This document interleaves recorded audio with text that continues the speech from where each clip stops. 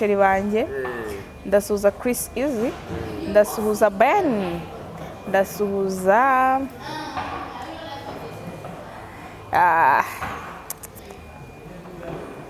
Jojo kuko ni nawe wamaye vibe nkasuhuza Miki kimwe na umuvuge nta kibazo bamuvuga Egide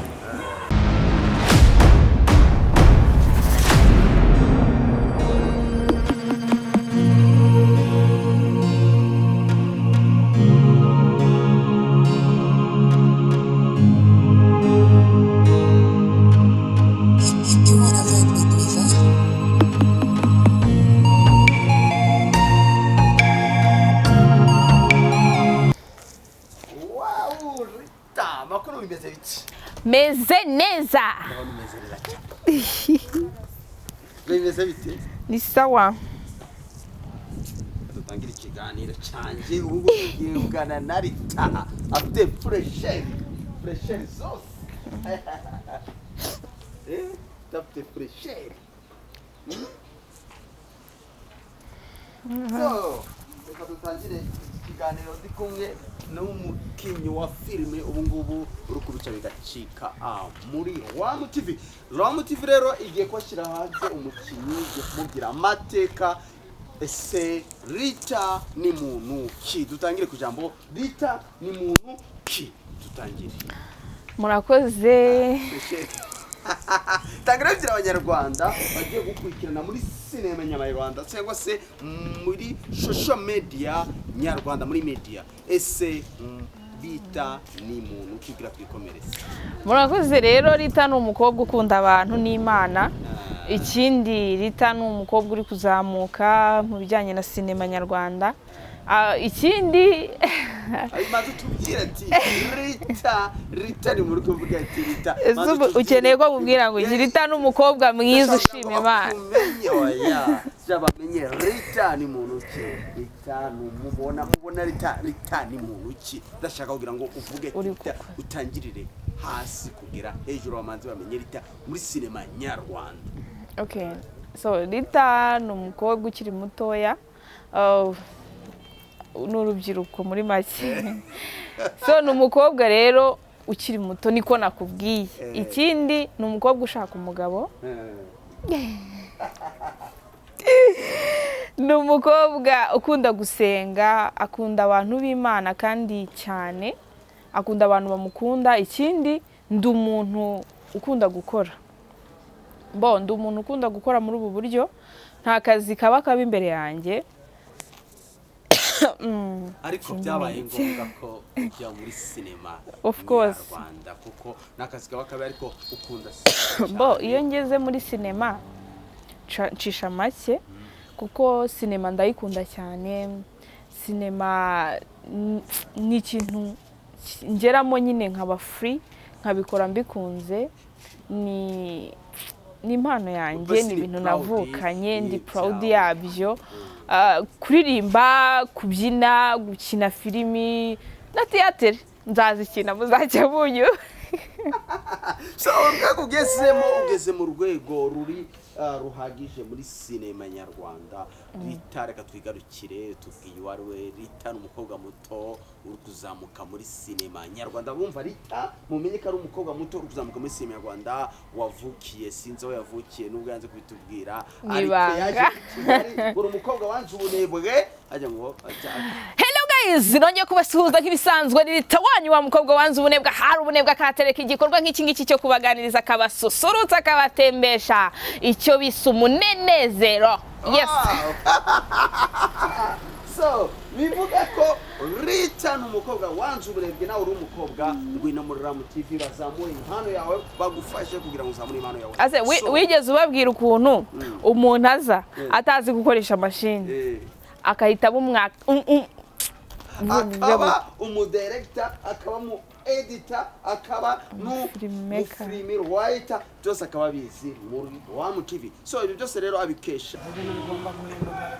By the way Rita ariko usa neza kwa ide nabikubwiye umva muri iyi minsi rega ntabwo waba ufite Rita ngo ubeho nabi ntabwo bibaho. So ni byiza cyane rero so Kagarara ni umuntu turimo kuvuga ko abaye intangarugero mu ba content creator na Rita nk'uko nawe aje ari umu content creator ukomeye cyane. Ambo u Rwanda rwubahwe bimeze biti sawa bareba hano ukagira abafana bakwishyura babwira umva hari umuntu ukwandikira cyane bagira icyo umubwira umuntu w'umufana wanjye uri kunyandikira avuga Rita courage abaturanyi inshuti ndabashuhuje. Ikindi kintu kirenze kuri ibyo ndaje mbaho ibyiza byinshi mubone ko kunshyigikira kwanyu biri kubyara ibindi bintu kandi ndatekereza bitewe n'uko twari tumeze mbere n'uko tumeze ubu ngubu muri kubona ko harimo difera.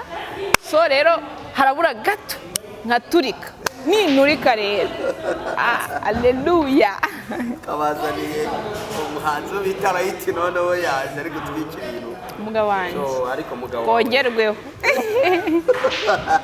ariko we kamusabye ikiganiro akazakideza ikiganiro tumusaba ikiganiro azadde ikiganiro okay ntago yabyanga nk'umwamikazi ngomba ku of course turi kuyatuha ikiganiro nawe tubikorera aha biragoye ko umwanya waba ari mukeya ariko ntago azabyanga nacyo bakitegekera kurikira iki ngiki. So nziza cyane rero so reka turebe n'uwenda Kagarara yazanye na uriya muhanzi ukomeye cyangwa se Aston Hall ariko Rita yavuga ngo ntacyo yamumara kuko ngarakomeye ngaratwika ambo je turi kumwe Aston Hall ikintu turi kumwe namwigiraho ni discipline kubaha no guca bugufi ariko urebye yagaragaje inyapfura cyinshi cyane of course ni umwana mwiza cyane by the way batumva niyo navuze gutyo bakavuga ngo ndiyemera mu buzima busanzwe n'umusore wifuzwa na buri mukobwa uwo ari we wese. Okay, so niki rero turi hano n'uwenda ng'umukinnyi wa filime tuno kuzana niko wabwira abandi bakinnyi ba filime bashobora kuba baza wababwira bose babwire muri rusange cyangwa se ubwire ng'umwe wahereza ubutumwa nk'umukinnyi wa filime nawe azazi kandi mu kiganiro kuri Rohama TV tumukoresha ikiganiro.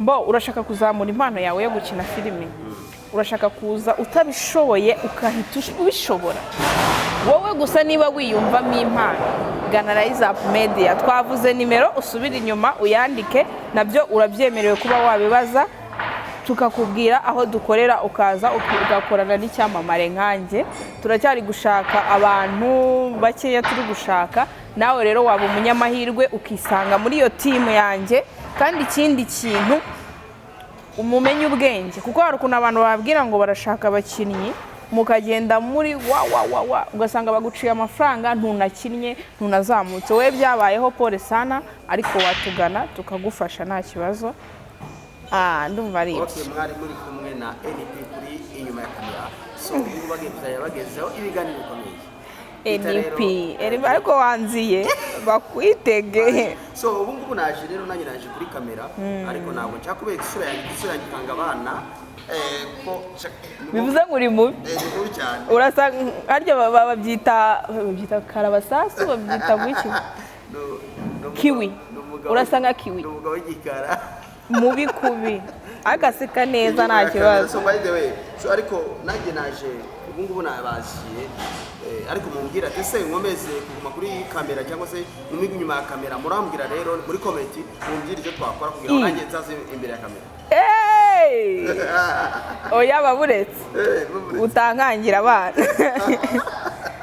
so murakoze cyane rero reka tugire dusoze ikiganiro Rita arimo gusuza n'uwenda muri bamwe ba content creator bafatanyije uyu ambo ndasuhuza mbere na mbere umwana we ni benshi ariko nyine reka mvuge bake n'ubundi ndahera kuri ba bandi navuze b'abasheri banjye ndasuhuza Chris Easy ndasuhuza Ben ndasuhuza